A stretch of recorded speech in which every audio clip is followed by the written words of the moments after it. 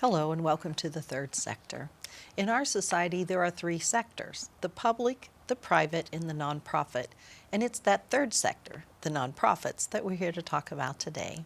My first guest is Becky Murray from Communities in Schools. Welcome, Becky. Thank you for having me. Well, thank you for being here. Let's start with an overview of Communities in Schools. How long have you been around? How were you started? Give us a little history.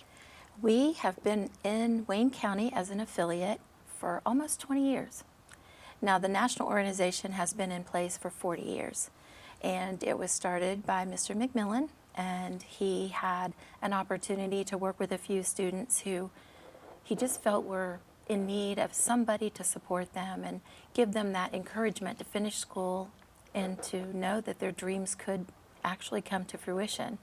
So he started working toward that, and it has grown into an national-wide affiliation. So we have affiliates across the nation now that help kids in school. We are in the school mainly to give the students the support from the community and empower them to stay in school and then to achieve their life goals. That's a pretty lofty goal. Yes, it is. So how do you go about achieving this goal? Do you have a lot of staff people, or how does this work? Right now, we're at 18 staff, which the staff are site coordinators in every school building. We have 20 school buildings that we're in. So that means some of our staff are in 2 buildings. And then we have 5 admin. And recently, we received a Lilly grant, which helped us get into Cambridge City and to increase our hours in the county schools. And that was initiated by the schools. Our schools support us. Probably about 50 to 60% of our income comes from our schools.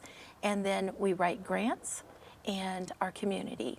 Our community takes on a huge part of our operation just by donating funds, donating clothing, donating food. Anything that we reach out and need, they provide for us. We run a Tools for School in the early spring, sometimes late summer, depending on when we can get into the round of times at Walmart. And we gather school supplies for the kids. So every child who goes to school, whether it be a pencil, a backpack, clothing, shoes, anything they may need, they can get through Communities in Schools from our site coordinators. There's no requirement funding-wise. We don't do that part of it. It's just we want them to be successful and feel inclusive. So we just cover what we need. We've grown a lot in this past year. We do a program called a Bed in a Bag. The Bed in a Bag is for those children who are transient. Sometimes they've just moved here and parents haven't had time to get everything together. So we have a blow-up bed and a washcloth, body wash, sometimes a small toy for the child if we know the age of that child. There's a blanket and a pillow, and then it comes in a big backpack so that they can take it to Grandma and Grandpa's if they've moved back here to visit with family, and that way they're not sleeping on the floor. We also have the program for mentors, and we just started that this year. And so we are still looking for mentors, and that is just having an adult who will willingly take on a child to meet with them maybe once a week at lunchtime and just be their friend and talk to them so that they know there's somebody who cares that they're at school every week and every day, because attendance can be an issue when they've got outside factors coming into that. The other thing that we have this year starting is the homeless liaison for our county schools. That liaison will be connecting those families who are homeless with forms of being less alone. I guess is the easiest way to say it. It's kind of a difficult thing because every family that's homeless is different. But the program will actually, they'll be certified homeless, which will help them move forward in getting a home of some sort. So that program should start very soon. That was a grant that was written from our county schools, and it was accepted by the Department of Education. Almost said DOE, which I know people won't know what that means. Right. So that program will be for the next 3 years. So that's very helpful also. I think sometimes we don't realize all the challenges that our children face. We think, oh, they're going to school, they're getting an education. But there's so much that can come between that child and an education, and that's where you provide that stopgap measure for Yes. them. So tell us, when a child is reaching out to communities and schools, what are they needing? What is it that you're providing for that child to help them continue with their education? Every child's different, as you know. Sometimes it's just somebody to say, you're doing a good job, and I really care that you're here every day. Some, it's food.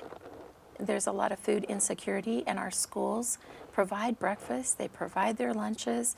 The schools do a lot for our children. However, when that's all they have, that's really not enough. So they might come to our site coordinator even though they've had breakfast and say, could I have a snack? Because they tend to be in that growing stage, you know, they want to eat every 20 minutes sometimes. So we always have snacks, and many of our snacks are donated from Dot Foods, from Blue Buffalo, Richmond Baking Company. So they also work within our schools to help us give those kids who need food. I can't say enough about the community involvement. When I first started here, I thought, how in the world are we going to meet these needs? But we live in a very caring community, and it is about our kids. Our kids are our future, and it's so important that our site coordinators are instilling in these kids that it's about you, not your past, not what's going on at home, not what happens to your parents. It's about you and where you need to be. So if you came to a site coordinator and say you'd been cutting yourself because that relieves your hurt and your pain, then our site coordinator will refer them out to an entity that will help them, Centerstone, Meridian, maybe somewhere else. So we're kind of that go-between that helps them connect the dots. And of course, we work with the parents also. So the parents are involved, and if there's a potential issue with a pregnancy, they think they might be pregnant, but they're scared to talk to their parent, they might come and talk to our site coordinator, and our site coordinator will give them a list of places that they can go safely and find out what next and talk to their parents. But we don't do that for them. We just empower them to take that into their hands and do what's best for them. So that's how we do it. Some of the kids are having problems with their grades. So if they're having trouble with their grades, our site coordinator will get a group of kids together and that are all struggling, and we do an after-school program for their tutoring. Some of the kids who are homeless, we make sure we check on them on a regular basis. Kids who are just having problems getting to school because mom and dad are working weird shifts, so there's nobody there to get them up, so they go back to sleep. We provide them an alarm clock. We provide, some of the kids come in and they have lice, so we provide lice kits to the family because, you know, once it starts, it just goes rampant. It doesn't mean you're a bad person or there's anything wrong. It's just one of those things that happens when you have a school building full of kids. So we provide those types of things. Some of the kids just need somebody that likes them, for them, and they just want you to listen. So our site coordinators listen. Our site coordinators also are very intricate with our teachers. If the teachers need things, the teachers all should know. And if you're a new teacher, this is what you should listen to.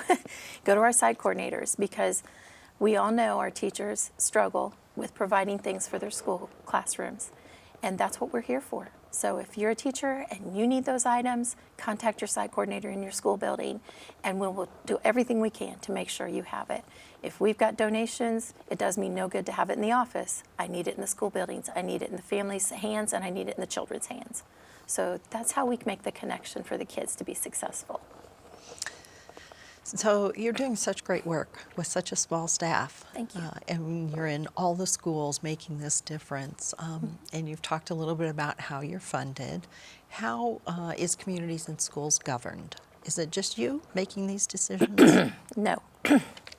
We have a board of 18 board members, and we have a finance committee in that board meeting, the executive committee. I forget the others. There's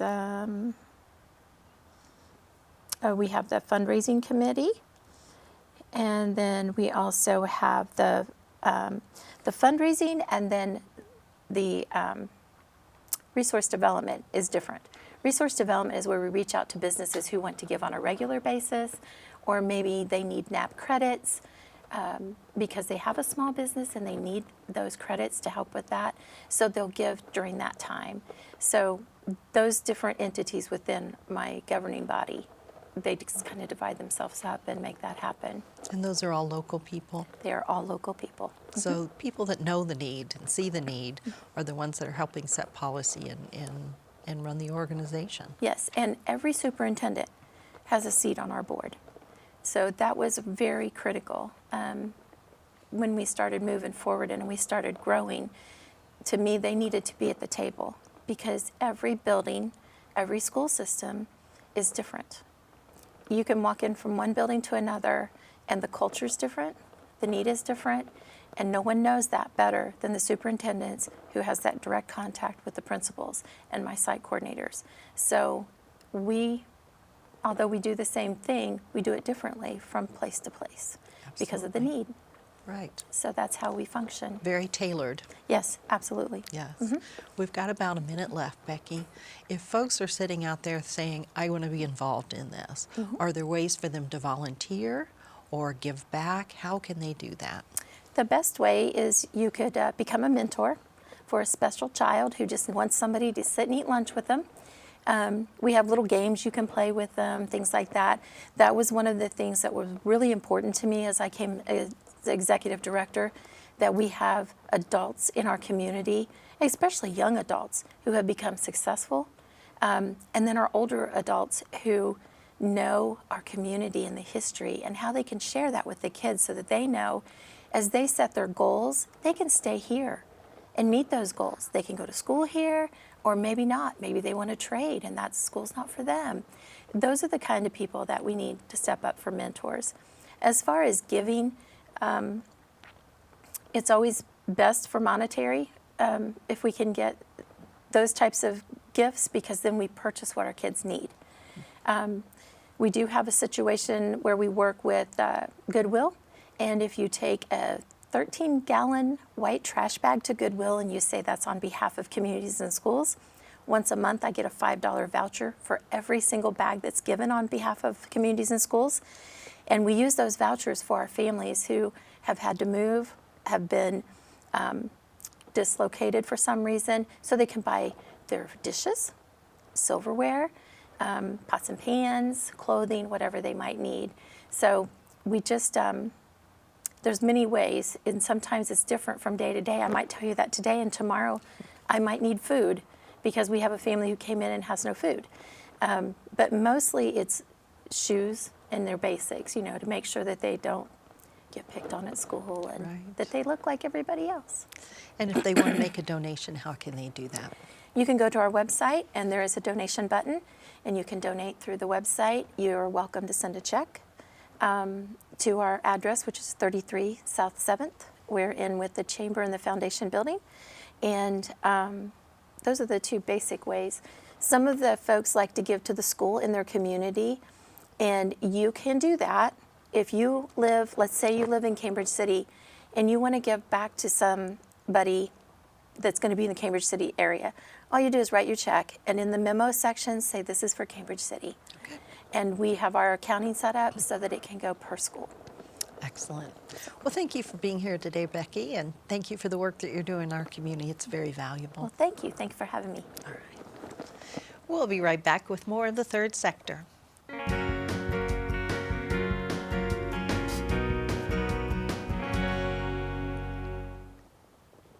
Welcome back. My next guest is Linda Irwin with Birth to 5. Welcome, Linda. Thank you very much for asking me. Let's talk about Birth to 5. Okay. How long has Birth to 5 been around now? 30 years. You're celebrating a big anniversary, aren't you? It's coming that close. We did 25 a few years ago, so we're getting close to 30. Yes, that's amazing. Yes. For those who aren't familiar with Birth to 5, give us just a broad overview of what it is that you do. Okay. When Birth to 5 started, they started with the Parents as Teachers program, and it was a group of educators who were concerned that kids weren't ready for kindergarten. So they started the program, and a few years after that, they added Healthy Families to it. So we have 2 programs under Birth to 5. But both of them are home visiting programs that go out to support families. We can help with child developmental activities. We can help with parenting skills, resources and referrals if they need connections to that, to something in the community. So we're a support team for parents who we know are their children's first teacher, and it doesn't matter what the background has been for the parents. Everybody wants the very best for their children, and so we try to support that and help them be the best parents that they can be. So there's 2 programs. Yes, ma'am. They're both home visiting programs. Yes, ma'am. What's the difference between the 2? Healthy Families' goal is to support, they start the parents when they're still pregnant or just having their babies.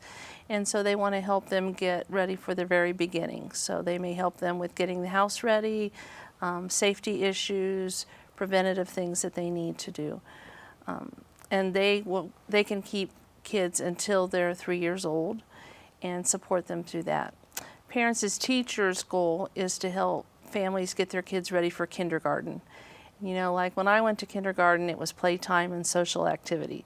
Today, it's a lot more developmental, and so parents have more things to do to get ready for kindergarten. So we support kids, help parents with kindergarten, and we can keep the kiddos until they go to kindergarten, so it's a longer program for that. Healthy Families can visit families every week, and then they build up to longer periods of time. It may go bi-weekly or once a month. Parents as Teachers visits the families once a month. And so we go in for an hour, and we will take activities to do with the kiddos. One of my favorite activities is the eye-hand coordination for a 3-year-old. And you take a paper plate and tape a paint stick to it, and you can play hand tennis with it, with balloons. And the kids just love that, and they don't realize that they're developing their eyes and developing their one-on-one coordination. A lot of times parents have questions about discipline or potty training, and so we have research-based information to help them try different ways with that to support their kids. The fact is, every child develops differently. Yes, ma'am. And I think sometimes parents get a little freaked out because my kid's not behaving like my neighbor's kid. But that's okay, isn't it? It is okay, and even I as a parent thought that if you raised your kids at home, all of your kids would be the same, and your own children aren't the same. And what works with one child will not work with another child. And a lot of times they'll have a boy and a girl, and the boy doesn't do the same things that the girl will do at the same time periods. And so then they're all panicky on that. And boys kind of lead in gross motor and wanting to be active, and girls will kind of lead in fine motor and reading skills, and that's okay because they all will develop. And especially first-time parents, you know, we all compare, like you said, to the neighbor's kids, and I don't know how many visits I've been on, and the mom will say they're not talking or they're not crawling and there's something wrong with them, we've got to do something. And it's like, okay, let's just wait, and then the next time I go back for a visit, they're all excited because they're talking or they're walking. You know, we just have these preconceived ideas that they're not doing what they should be doing. We also have play groups, which is one of my exciting things, and we have one play group every day of the week at different locations in Wayne County, and we have a parent educator there at the play group, and that's exciting to me because you can go to a play group if you live in Wayne County, even if you don't get the home visiting. If you're not in Birth to 5, you can be in the play groups. And it's so exciting to have all of these families come, and they're meeting other parents. The kids are socializing together, learning how to play together. And they've got a parent educator there. And so if they have a question, you know, they've got input from the parent educator as well as from the other moms that are there. And it's a wonderful support group. And we're running 15 to 20 kids at every one of our play groups all over Wayne County. So there's, you know, if you're not into someone coming into your home and visiting, there's other ways to get our services. And that's exciting to me. And we have grown this year. We only had 2 play groups last year, and we have 5 this year. So That's amazing. It is. It's exciting. So if parents are out there and want to participate in a play group, do they need to call ahead or register, or do they just show up at the play groups? Good question. You can check our website. The calendar is on our website at mybirthto5.org, but they just come. And sometimes, it's hard to walk into a place that you're not familiar with or you don't know anybody in. So like if you give me a call at the office, I have met parents at the door and walked them in for it. Monday we meet at Rose Hamilton School, and so if you come in the front door, the secretary is wonderful at bringing you back to the gym. On Tuesdays we meet at Friends Fellowship, and we're in the Alzheimer's courtyard section, and that's an exciting one. It's a different feeling because the grandparents are all there. That live at Friends Fellowship, and they're watching the kids play, and they're getting the interaction, and the kids are interacting with the grandparents. But that's in what's called the courtyard there. We also meet at Cambridge City, the school board in Pershing, and the special one is on St. Paul's Lutheran Church. It's a 2-hour session. All of our play groups are 10 to 11, but the one at St. Paul's is 10 to 12. And so that has helped some of our parents that can't come at 10, but they can come at 11. And some come for the whole thing. And then Friday we meet at Cope's Environmental Center. And that one's outside. So if you come to that one, you need to dress warm in the wintertime because we're outside on that one. But you just come and you be part of that. I have some parents who come every single day to all the locations. I have some that just come once a week for that special location that's by them. But it's an exciting time and it's a bond. It was exciting to me last summer because we stop when school's out because we've got the older siblings and it doesn't always work well. But most of my playgroup moms started meeting at Glen Miller Park at the same time at 10 o'clock of their day of the week so that they didn't lose that on their calendar and they met on their own. So that shows you that the bonding is coming, and that's really what it's all about. It's not about our program, but supporting the parents. Sometimes it's just nice to talk to another mother. It is. And say, did this happen to you, or am I alone in this? And to be assured that this is normal. This is okay. And we have a lot of grandparents who are raising their grandchildren right now. And so those that come to playgroup are talking to the younger moms to see, how things are different nowadays. And we also visit a lot of grandparents who are raising their children. One thing that you hear a lot is, I'm not that kind of parent that needs birth to 5. And I'm not real sure what their preconception is because we are for all families. Anybody who lives in Wayne County can have our services for free. So we are for single moms. We are for married families. We're for grandparents. It's the whole gambit. We have all of those families, and everybody needs an extra set of eyes. My grandkids went through the program, and we laughed when Larissa, our parent educator, said that my grandson had speech delay, and it's like, no, he doesn't, because there's nothing wrong with my grandson. But he did have a speech delay, and we did get him speech therapy, and by the time he went to kindergarten, then he didn't need to be pulled out because it was already taken care of. And she caught something that we didn't catch. So it doesn't matter how good you are as a parent. Everybody can use another set of eyes. Absolutely. Sometimes you're too close to the situation. Yes. And Birth to 5 doesn't come in and tell you how to parent or how to discipline. They're simply there, like you said, as another set of eyes and looking at your child from another perspective. And saying, have you thought of, have you looked at, perhaps, and teaching you how to interact with your child in a way that helps them develop. Right. A lot of times parents, we get so busy in just trying to get through the day, through the meals, and get through the job, or get through paying the bills, that we don't think how easy it is just to sit and talk to your child. And, some of our parents, like right when the child is born, they talked about how they kept the house so quiet for the child. And, they weren't real sure. And we talked to them about, okay, if your child's not sleeping through the night, what things can we try? And the first couple things that we try may not work because, again, every child is different.